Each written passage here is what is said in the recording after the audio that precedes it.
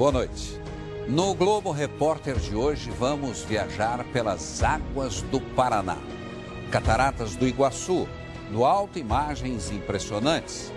Mas será que a beleza de uma das 7 maravilhas naturais do planeta está ameaçada? Brasil, Paraguai e Argentina. Na fronteira dos 3 países, rios e florestas protegem sobreviventes da vida selvagem. Até quando? Um paraíso nada ecológico. As águas cristalinas do único trecho do Paraná livre de barragens alertam. A vida está se apagando neste rio histórico. Onças, morcegos, aves, peixes gigantes. Como proteger tantas espécies ameaçadas? Embarque conosco nesta aventura, uma produção do Globo Repórter e da RPC TV, afiliada da Rede Globo no Paraná.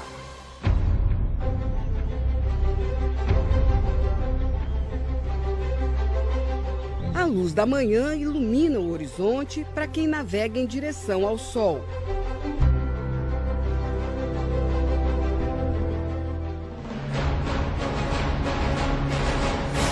É outono nas águas do Paraná. Passada a estação das chuvas, é a época dos dias longos e claros.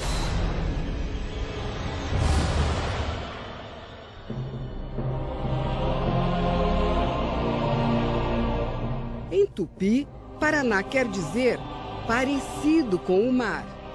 E não é para menos.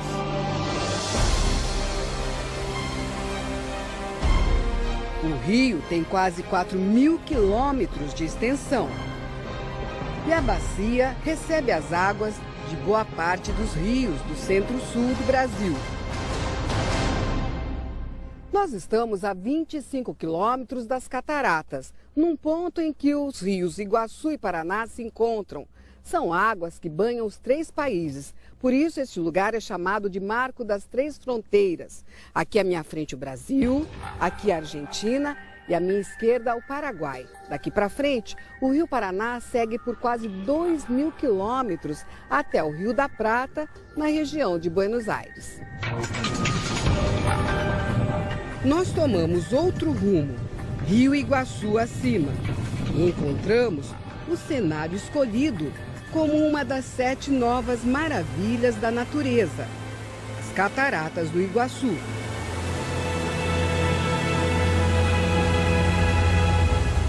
São mais de 100 quedas d'água, mas nosso desafio vai além da contemplação do espetáculo. Vamos cruzar estes saltos pelo ar, como poucos já ousaram.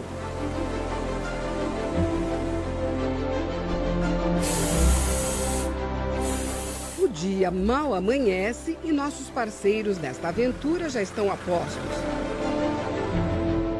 São balonistas que vão nos levar num voo panorâmico. Dentro do parque, um teste para saber para que lado sopra o vento. É ele que vai dar a direção do nosso voo. O que deu a direção do vento aí? A direção do vento, agora que nós entramos a direção, está indo certinho para a garganta, para onde que nós temos que fazer. Então, o vento pode alterar, por isso que nós temos que correr para decolar o mais rápido possível. Então vamos lá. Vamos lá. Tudo certo. Poderemos decolar do lado brasileiro do Parque do Iguaçu, passar bem em cima das cataratas e ainda pousar em território nacional. Tá tudo pronto? Tudo pronto, só esperando vocês subirem para nós decolar. Vento a favor? Vento a favor, tá tudo ótimo. Vamos passar sobre as cataratas. Com certeza. O mar, eu tô vendo arco-íris daqui. Em minutos estamos voando. As quedas se aproximam lentamente.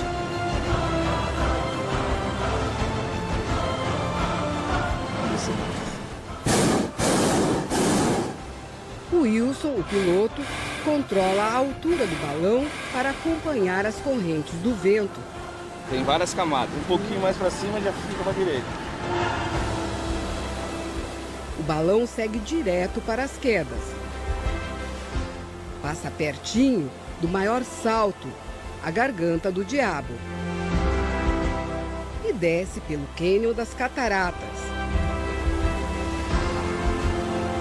Agora, nós estamos nos aproximando mesmo do ponto onde as águas do Rio Iguaçu descem em direção ao Rio Paraná.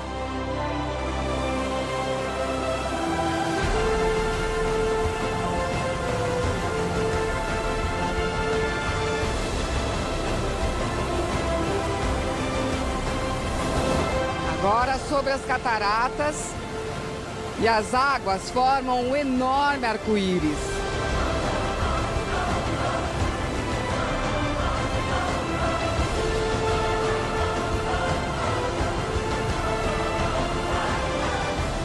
É uma sensação diferente.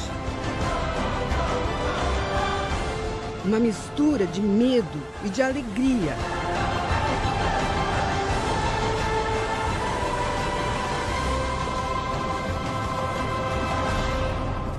A velocidade do balão é super lenta, 4 km por hora. Parece que nós estamos parados, mas nós estamos aqui, bem no coração das Cataratas do Iguaçu.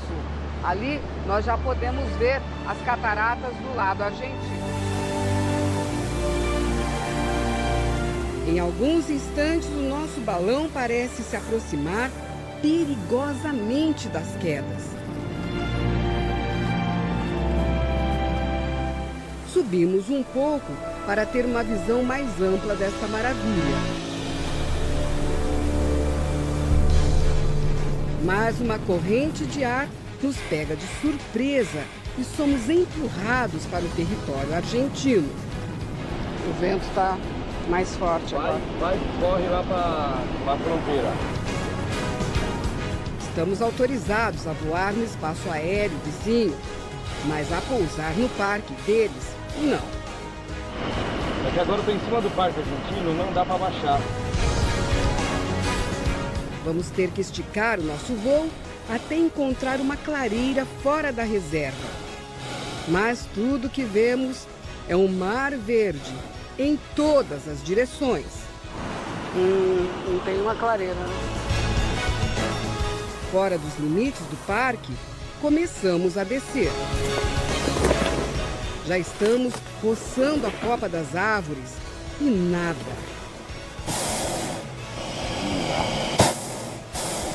Muito fechado, né?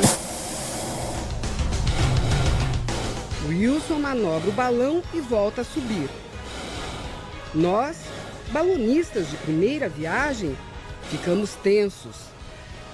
Será que o gás vai ser suficiente? Até que avistamos uma pequena plantação. E entre pequenos solavancos,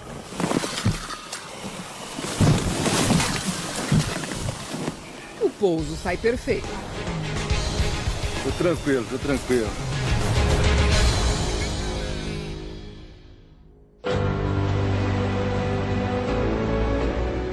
O Parque Nacional do Iguaçu, do lado argentino, é um pouco menor do que o nosso.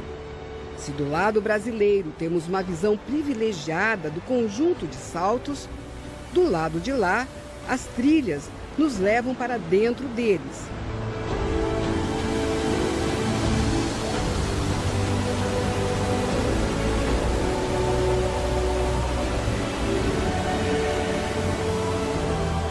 Nós estamos num ponto onde se pode ver mais de perto a principal queda das cataratas.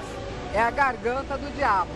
O som produzido pelas águas é assustador, mas a beleza é incomparável.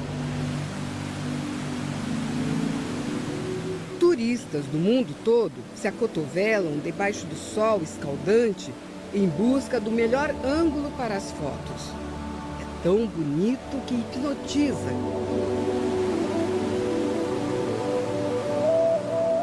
Dona Francisca veio do interior de São Paulo com as amigas. É a coisa mais linda, compensa qualquer sacrifício.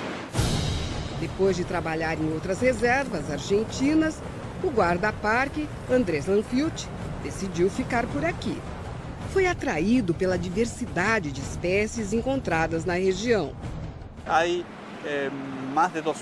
Aqui tem mais de 2.000 espécies de plantas, entre 70 e 80 espécies de mamíferos, mais de 500 espécies de aves, uma grande variedade de répteis e tantos insetos que não conhecemos todos.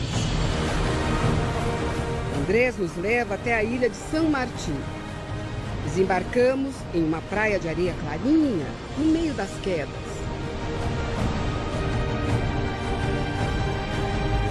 A ilha de São Martim tem paredões de 50 metros de altura. Nós vamos ao topo, por essa trilha aqui, uma escadinha bem íngreme.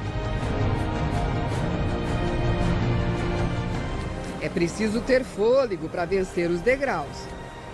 Mas basta chegar a um dos mirantes para o cansaço desaparecer. Na nossa frente, um conjunto com várias quedas se abre como uma cortina. Brasil e Argentina, separados pelo Iguaçu, partilham no Rio um espetáculo sem igual.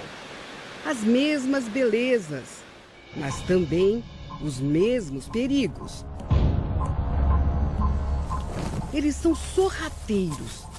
Percorrem trechos da mata onde os turistas nunca chegam. São os caçadores. A presa é um dos símbolos do parque, a onça pintada. Agustín Paviolo é doutor em biologia pela Universidade de Misiones. Ele coordena um grupo que estuda os hábitos dos felinos do Iguaçu e de parques vizinhos. O que nós observamos é que a caça direta da espécie é o que está reduzindo a população. E todos os anos morrem onças nas mãos de caçadores clandestinos. Pela estimativa do grupo, restam no máximo 50 onças pintadas na região.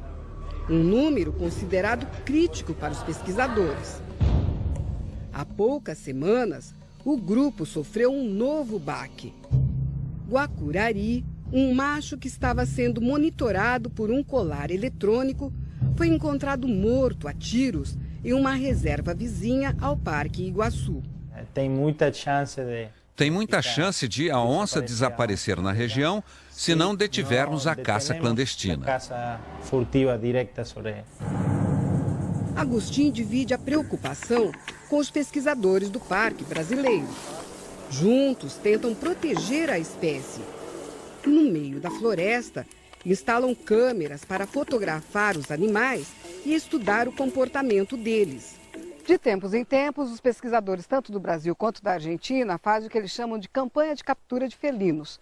No meio da mata, geralmente nas trilhas, eles instalam equipamentos especiais. São as armadilhas. E aí é apostar que o bicho apareça. É preciso camuflar bem o equipamento e colocá-lo de tal forma que a passada da onça coincida exatamente com o gatilho da armadilha.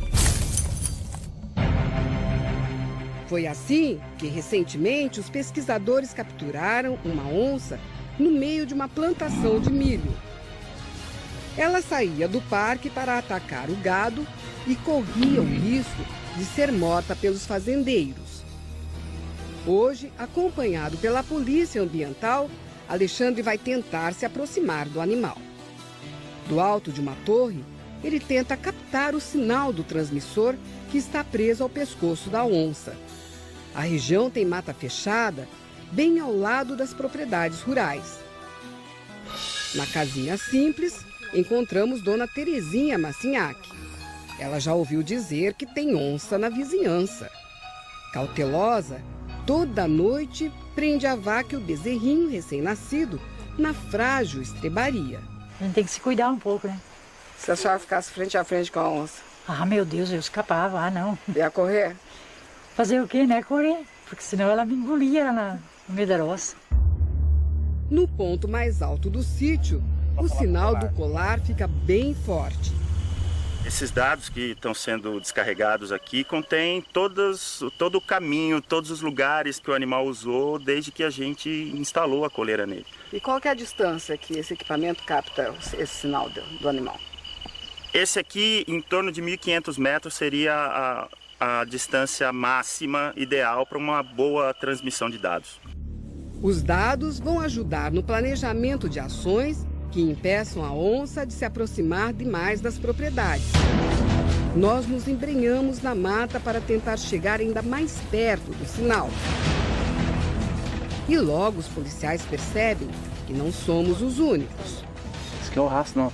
Uma pessoa provavelmente de entrada. Porque ó, você nota que aqui é o salto da bota dele e a parte dianteira do pé. Ó. Então, o caçador passou por aqui. Passou. Alguém passou. Continuamos seguindo o sinal do transmissor. Em alguns momentos, o bip soa alto. Mas depois, quase desaparece. Pode ser por causa do relevo do terreno. Ou podemos ter afugentado o animal. A gente compreende, né, que a população tenha um medo natural, né, pelo ser um predador. Mas é importante frisar que a onça também está procurando o seu lugar ao sol, na floresta. Muitas pessoas entram no parque para retirar o alimento da onça, né? Quando a onça sai do parque para buscar o alimento do homem, isso vira um grande conflito. Será que é possível encontrar um equilíbrio entre os desejos do homem e as necessidades da natureza? É fim de tarde. O sol se despede das cataratas. Mas neste centro de pesquisas, no meio da reserva, o trabalho só está começando. O biólogo Guilherme Ambar investiga como o desaparecimento das grandes florestas tem afetado a vida dos animais. E escolheu como termômetro um bichinho pouco simpático, o morcego. Esta noite nós vamos acompanhá-lo numa captura no meio da floresta. Seguimos por estradas de terra até um ponto isolado do parque.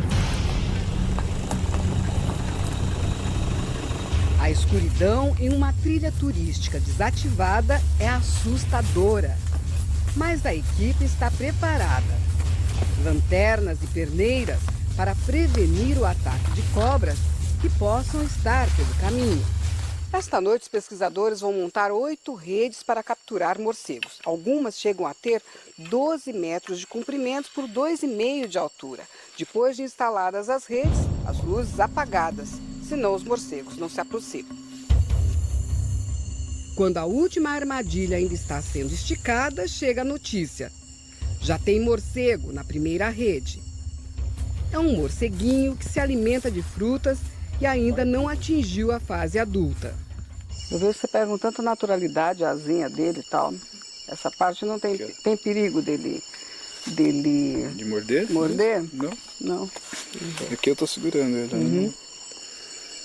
Nossa, como é fininha. Parece um papelzinho bem fininho, uma seda.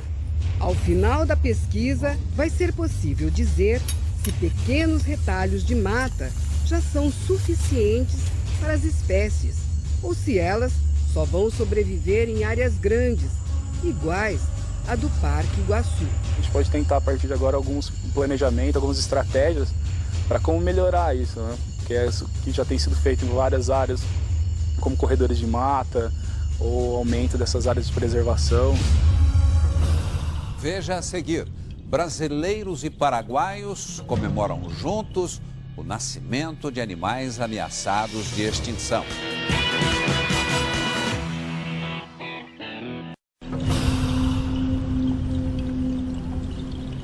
Encantos e mistérios da natureza no Paraná.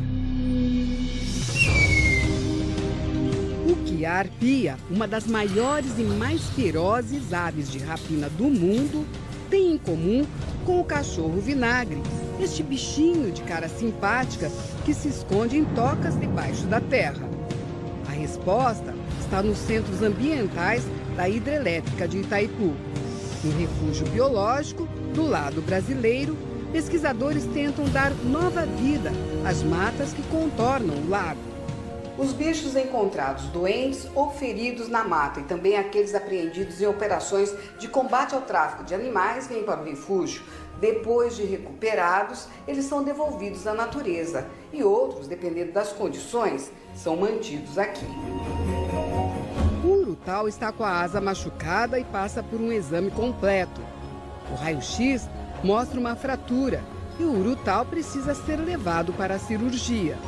Então, para ele sobreviver na natureza, ele é uma ave insetívora, ele precisa ter plena capacidade de voo. Isso só é possível se a ossificação for perfeita. A coruja do mato e a cuíca já tiveram alta. Hoje vão ser soltas num bosque dentro do refúgio.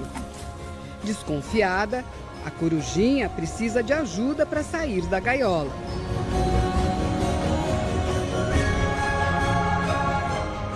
Já a cuíca não via a hora de se sentir livre novamente.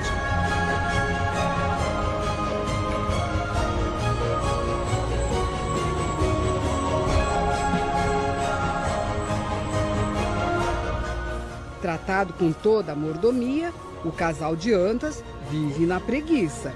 Os filhotes nasceram há poucos meses e passam boa parte do tempo deitados à sombra. A reprodução em cativeiro de animais silvestres é um dos maiores desafios para a equipe. No caso das arpias, o namoro é complicado. Quando se entendem, formam um casal para a vida toda. Mas na natureza, a fêmea, que é muito maior, chega a matar o macho se vê nele uma ameaça. As armas são as garras enormes, com dedos maiores que os de um urso pardo. Por isso, os biólogos precisam testar a aproximação do casal muito lentamente. A gente juntou as técnicas de outros locais e estudou o comportamento delas e conseguiu um resultado com recintos de isolamento, com recinto com boa alimentação. A estratégia vem dando certo. Em 3 anos, 11 filhotes de arpia nasceram no refúgio. Estas aves estão praticamente extintas no Paraná. Quando tiver um número ideal de animais para poder preservar, a espécie, a gente então pretende partir para um projeto mais audacioso para poder devolver um animal desse para a natureza. O gato maracajá é outro animal ameaçado que também está na mira dos pesquisadores. Depois de muito corre-corre, o felino finalmente cai na rede. Ele é sedado, passa por uma bateria de exames e tem o sêmen coletado. O material é analisado em um microscópio para saber se o animal já está na fase reprodutiva e se o sêmen poderá ser congelado para futuras experiências de reprodução em laboratório. Nós poderíamos, em tese, utilizar esse sêmen no animal que está em Curitiba, alojado no zoológico de Curitiba. Ou mesmo poderíamos preservar por 20, 30, 40 anos para no futuro utilizar o material genético. Para este tipo de porco do mato, as experiências de reprodução foram um sucesso. Boa parte destes taguás nasceu aqui, no Centro Ambiental da Itaipu, do lado do Paraguai. A espécie, que já tinha sido considerada extinta, foi reencontrada em uma das regiões mais isoladas do Pantanal paraguaio, nos anos 70. Além do nome científico, aqui também os animais são identificados pelo nome em Guarani. Este daqui é o jaguar uiuiui. Eu falei certo? Correto. Jaguar, que significa em Guarani, perro. Para ustedes, cachorro. Uiuiui, que vivem bajo tierra. Jaguar uiuiui. Então, cachorro da terra. Da terra, correto. Que no Brasil nós conhecemos como cachorro vinagre. E aqui eles conseguiram a reprodução em cativeiro de um animal super ameaçado de extinção. De aparência atarracada, o cachorro vinagre não chama a atenção de caçadores, mas entrou na lista dos animais ameaçados porque as matas onde ele vive estão desaparecendo. Em 20 anos de estudos, os pesquisadores conseguiram fazer com que 150 filhotes nascessem aqui no zoológico. O zoológico tem basicamente dois objetivos. Um é a educação ambiental, o outro é a reprodução, tentar preservar especificamente aquelas espécies que estão em perigo de extinção. Andrés Duré ajudou a construir este centro de pesquisa 30 anos atrás. Agora, às vésperas de se aposentar, vive um dilema. Sabe que a equipe está pronta para assumir os trabalhos, mas diz sentir um aperto no coração cada vez que pensa em se retirar deste ambiente. Muito difícil. Muito difícil. É muito difícil.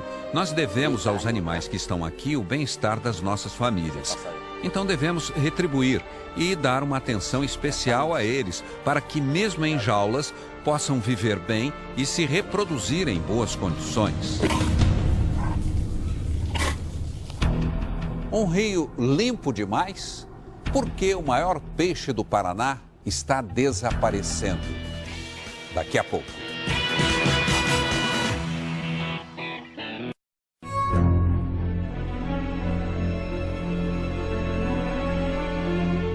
No lago que um dia foi floresta, os troncos secos, perto da margem, chamam a nossa atenção. Quase 30 anos se passaram desde que estas terras, na região de Foz do Iguaçu, oeste do Paraná, foram alagadas. E os troncos continuam de pé.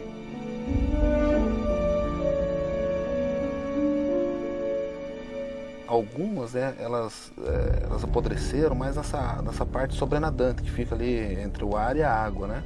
Então, esse contato de ar e água vai apodrecendo o tronco da madeira, né? Mas algumas são puro cerne, né? Então, ela se conserva, né, embaixo d'água.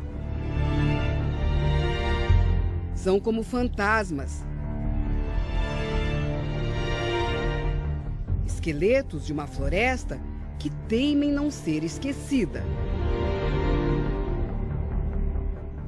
Seria o preço do progresso?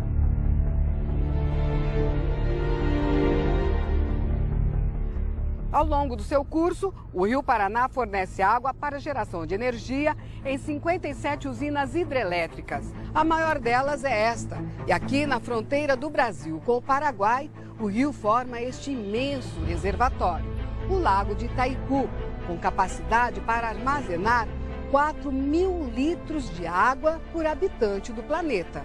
É o suficiente para que cada pessoa no mundo consuma, em média, 2 litros de água por dia por mais de 5 anos. Saímos de Foz do Iguaçu para alcançar trechos do Rio Paraná ainda não modificados pelas barragens. São mais de 400 quilômetros de estrada. No caminho, praias artificiais e recantos de lazer criados para embelezar as margens e compensar o alagamento de quilômetros e quilômetros de terras férteis. Chegamos a Porto Rico, uma pequena cidade onde pastagens e as águas do Paraná dominam o cenário. Aqui funciona o Nupélia, um núcleo de pesquisas da Universidade Estadual de Maringá. É uma área de desova, é um berçário natural e uma região de criador de peixes e outros organismos aquáticos, né? Seguimos com os pesquisadores deslizando pelas águas. Estamos no último pedaço do Rio Paraná, livre de represas.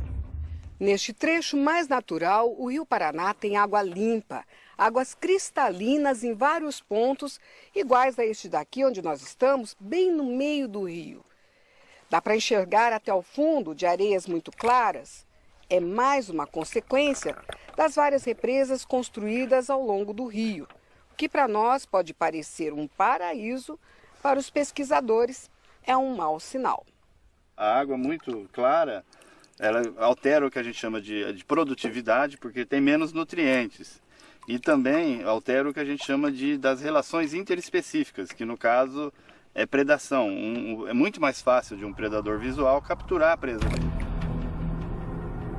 A água assim, tão clara, só é boa mesmo para os banhistas. Mas estes bancos de areia mudam de lugar constantemente. Hoje estamos a 200, 300 metros da margem, com água pela cintura. Mas amanhã ou depois, este mesmo local pode ter vários metros de profundidade. A água fica limpa, ela tem um poder erosivo muito grande e vai removendo o fundo de uma forma mais efetiva, mais rápida. Nesta região de planície, o Rio Paraná forma um enorme arquipélago com imensos jardins de aguapés. Estas ilhas ficam completamente encobertas na época das cheias. Mas com o volume das águas controlado pelas barragens, elas já não são mais tão duradouras como no passado. Durante esse evento, os peixes encontram abrigo durante as fases mais jovens, né? E acabam, quando a água retorna para a calha do rio, os peixes já estão num tamanho maior e já são menos predados e, consequentemente, toda a pesca vai ser beneficiada com isso. Há 26 anos, a equipe do professor Ângelo Agostinho estuda os impactos provocados pelas usinas. Com a captura de peixes, descobre quais espécies ainda são abundantes, as que estão ficando raras e as que nem pertencem a esta região, mas foram trazidas pelo homem. Aliada a essas espécies que vieram de outras bacias, ainda nós temos mais de 30 espécies que subiram Itaipu, né? Subiram a 7 quedas depois da construção de Itaipu. Algumas delas substituindo espécies nativas, como no caso que aconteceu com a piranha e possivelmente com a piapara. João estuda as aves que dependem deste ambiente aquático para sobreviver, como as garças, os biguás e os paturis. Estes patinhos aproveitam as moitas de capim para buscar alimento e se reproduzir. Vamos para um dos muitos canais que dividem as ilhas. Nas margens, a vegetação é mais densa. De repente, uma movimentação na água chama a atenção do pesquisador. É um filhote de jaú, o gigante do Paraná. O peixe está todo machucado. Provavelmente foi atacado por piranhas. É muito difícil de se encontrar esse espécime de peixe aqui. Desse tamanho, jovem, uma pena que esteja nesse estado. Comido. Se ele ficasse na água, ele sobreviveria? Não teria como se recuperar? Não, ele não sobreviveria porque ele não conseguiria nadar. As nadadeiras deles estão todas comidas. Ele provavelmente, as piranhas iam acabar com ele. Mas cuidado aqui, né? Tem alguma coisa que espeta, não? Não tem não. Só aqueles espinhos, Nossa, mas são que macios. peso! Você falou que pesa o quê? Uns 8 quilos? Pesa uns 8 quilos. Quando adulto, o jaú pode chegar a 150 quilos. Mas com a formação dos reservatórios e a pesca predatória, tem se tornado raro. Na colônia de pescadores, a espécie é coisa do passado. Já peguei já com 56 quilos já. 56 quilos? Isso já faz uns 15 anos atrás já. Faz bastante anos, uns 12 anos que peguei já. Agora não pega mais. Estamos em Guaíra, no finalzinho do lago de Itaipu. Nesta época do ano, o céu da cidade ganha milhares de visitantes. São andorinhas numa vertiginosa revoada. Logo, seguirão para regiões mais quentes e só vão voltar no ano que vem. É hora de descansar, porque amanhã cedinho tem pescaria. Quando o dia amanhece, já tem pescador na água. Vamos com eles em busca dos chamados peixes nobres. Pacus, pintados, dourados, jaús. Mas o tempo não está nada bom. Para quem depende da pesca, não tem tempo ruim. Choveu a noite toda, continua chovendo. Mesmo assim, os pescadores vêm para a água. Eles têm que garantir o sustento da família. No meio do rio, a correnteza é muito forte. E com a chuva, decidimos retornar para a margem. Quem vive da pesca já sabe, hoje o dia vai ser fraco. De volta à cidade, com o tempo melhorando, encontramos o biólogo Edson Okada. Há 25 anos, o pesquisador acompanha a rotina das colônias de pesca do Rio Paraná. Todos os meses, recolhe centenas de formulários iguais a este. Neles, os pescadores anotam tudo que conseguiram tirar do rio. A queda na oferta de peixes é preocupante. E o caso do Jaú, o mais grave. Em 1987, quando nós começamos o trabalho, nós tínhamos uma captura anual de cerca de 59 mil quilos dessa espécie. Em 2011, no último levantamento que nós fizemos, essa captura caiu para 1.500 quilos. Se nós colocarmos que a média de quilos pago para o Jaú são R$10, são R$570 mil que não estão mais disponíveis para os pescadores, somente para essa espécie. Ponto por ponto, Iria e Rude teceram uma vida na delicada trama das redes de pesca. Nas lidas com o rio, os dois se conheceram, se apaixonaram, casaram e criaram os filhos. Mas hoje a vida anda difícil. Antigamente estava, hoje não. Tira nem pela coisa para comer. José Cirineu também é pescador. Aprendeu o ofício com o pai, ainda criança. Hoje é presidente da colônia de pescadores e acredita que a profissão está com os dias contados. Entram alguns jovens, mas eles entram e pescam um pouco tempo e já saem. Dizer o sofrimento dos pais, falam, não, mas o pai sofre demais, a mãe sofre demais, então nós temos que sair para outro caminho. E isso deixa a gente triste, porque a gente gostaria que ele seguisse o caminho. Apesar da pesca ruim, seu Zé tem esperança de que o Paraná ainda vai voltar a ser o rio generoso do passado. A expectativa da gente é contando com o dia de amanhã, né? Porque o de hoje já está passando. Incêndios ameaçam o paraíso das aves e um frei que se inspirou em São Francisco de Assis para reflorestar uma ilha paranaense. Daqui a pouco.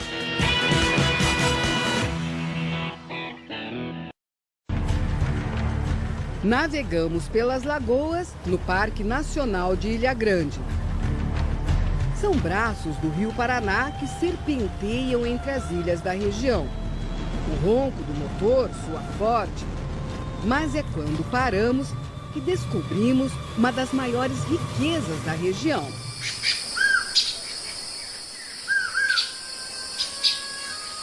Estamos no paraíso das aves. A iraúna, do bico branco, faz ninhos pendurados nos galhos como os guachos. Vistoso, o gavião belo é comum em áreas alagadas. Este outro é um gavião preto, ainda filhote. Para Júlio Juvenal, veterinário do parque, o que essas aves têm de mais bonito também as deixa vulneráveis. Tem várias espécies de aves aqui no parque que os traficantes capturam para revender, não só pela beleza dos seus cantos, como também das suas plumagens. O parque funciona como uma delicada maternidade para os animais, mas vive ameaçado por incêndios provocados por invasores. Num dos últimos incêndios, esta parte da ilha foi toda queimada. O fogo atingiu também a mata às margens do rio. Mas o mais incrível é que poucos dias depois, a natureza já demonstra uma reação. Os primeiros brotos verdes estão surgindo no meio das cinzas. Só no último ano, foram 5 focos de fogo na área do parque. Répteis, principalmente, né, cobras, principalmente cobras, não conseguem escapar dos incêndios e acabam morrendo. Ninhos de pássaros são queimados, né? As árvores, né, mata ciliar, demoram décadas para se recompor depois de um incêndio. Nesta pequena ilha, uma floresta renasce lentamente. As mudas chegam pelas mãos deste homem. Antônio Augusto Sobrinho foi frade. Dos tempos de igreja, sobraram o apelido e o exemplo de São Francisco de Assis. Frei Pacífico também é apaixonado pela natureza. Tudo é nosso próximo. Árvore, planta, gente, tudo está nosso. Não temos que cuidar. Amar o próximo como a ti mesmo. Nascido em Pernambuco, Frei Pacífico chegou à região de Guaíra nos anos 70. Quando as 7 quedas foram encobertas pelo lago de Itaipu, ele levou um choque. comprou esta ilha que estava desmatada e começou a plantar árvores. Até agora, são mais de 20 mil. É costume do Frei Pacífico oferecer a quem vem visitar a ilha o plantio de uma árvore. Essa é para nossa equipe. Que planta é essa, Frei? Essa é jatobá. E aqui é um lugar bom? Aqui é um lugar bom, tem luz, tem tudo. E quando ela tiver 200 anos, ela vai vir aqui ver. É uma árvore que pode durar 200 anos? Mais. Ou mais? Não, eu digo você, não é? Quisera eu viver 200 anos. Pronto, está fini. Plantado. Jatobá, do Globo Repórter. Frei Pacífico também usa as habilidades de artesão para reverenciar a natureza. Na casa da cidade, mantém uma pequena oficina, onde esculpe troncos de árvores encontrados no rio. São principalmente imagens de santos e de índios, que ficam expostas na sala, transformada em uma espécie de museu. Para o Frei, tudo na natureza tem o seu valor, mas nada se compara a dar uma nova chance à própria natureza. Então, isso é a maior felicidade, porque nada temos, nada levamos. Hoje estamos e amanhã não estamos, né? Mas fica aqui. Diz o Pacífico, plantar essa árvore aqui. Quem era o Pacífico? Era um meio tantanzinho, mas funcionou. A cidade das pedras preciosas. Bem perto da nossa fronteira, minas de ametista, ágata e quartzo. Um tesouro a céu aberto. Daqui a pouco.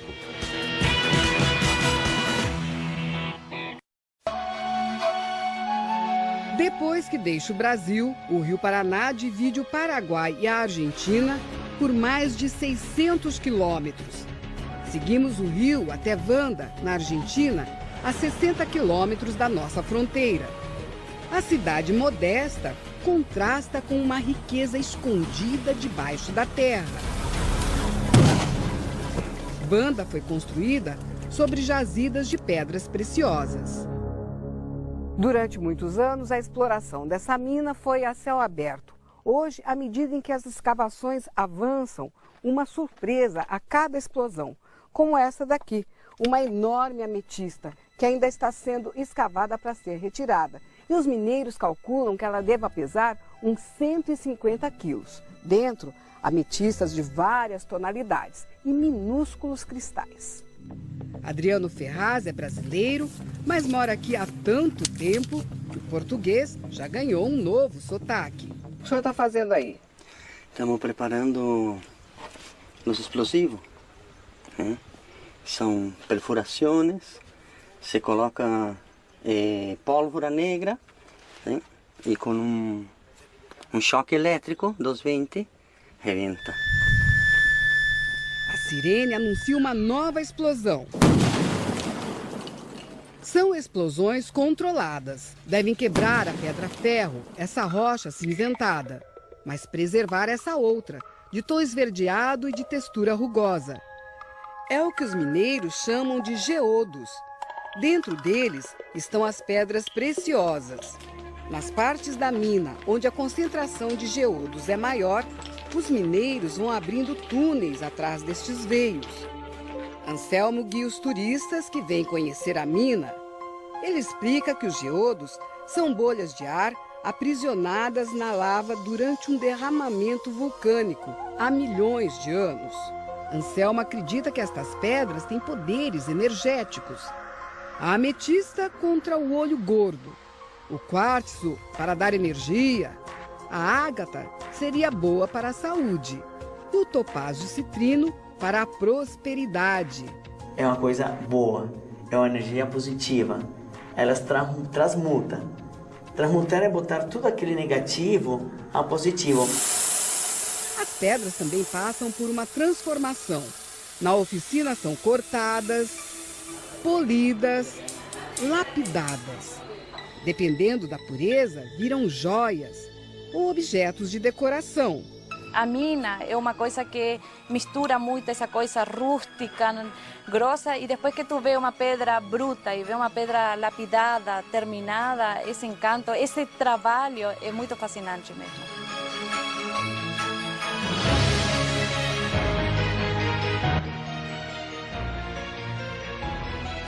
RPC TV. Agora Caceta e Planeta. Depois, Jornal da Globo.